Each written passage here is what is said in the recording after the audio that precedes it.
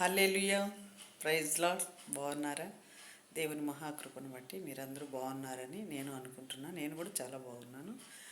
ఈరోజు వీడియో తీయటానికి దేవుడు కృపనిచ్చాడు, చెప్పటానికి మీ ముందుకు నేను వచ్చాను. దేవుడు చూచుచున్న దేవుడని పేరు పెట్టింది ఎవరు? హాగరు. మనం ఏం చేస్తున్నా, ఏం మాట్లాడుతున్నా, ఎలా ప్రవర్తిస్తున్నా చూస్తూనే ఉంటాడని నమ్మాలి, నమ్ముతున్నాం.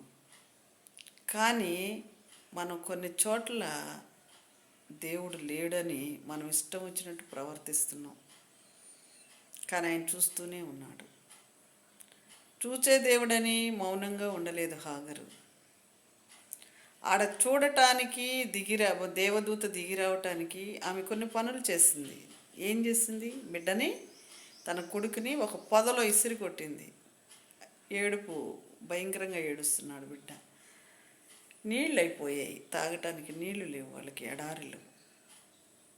వాళ్ళిద్దరు కలిసి కన్నీటితో అర్థధ్వని చేశారు వాళ్ళు.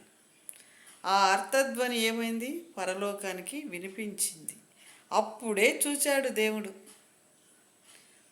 మనం లోకంలో ఉంటూ, సంపాదించుకుంటూ, తింటూ, తాగుతూ, మన జీవితం మనం జీవిస్తూ ఉంటూ దేవుడు చూడలేదు, చూచే దేవుడు కదా, నా కష్టాన్ని ఇంకా చూడలేదే, నా బాధలు ఇంకా పట్టించుకోలేదే అనుకుంటే క్రియలు లేని విశ్వాసం వ్రతముతో సమానం. కాబట్టి మనం క్రియ చేయాలి, విశ్వాసం ఉండాలి.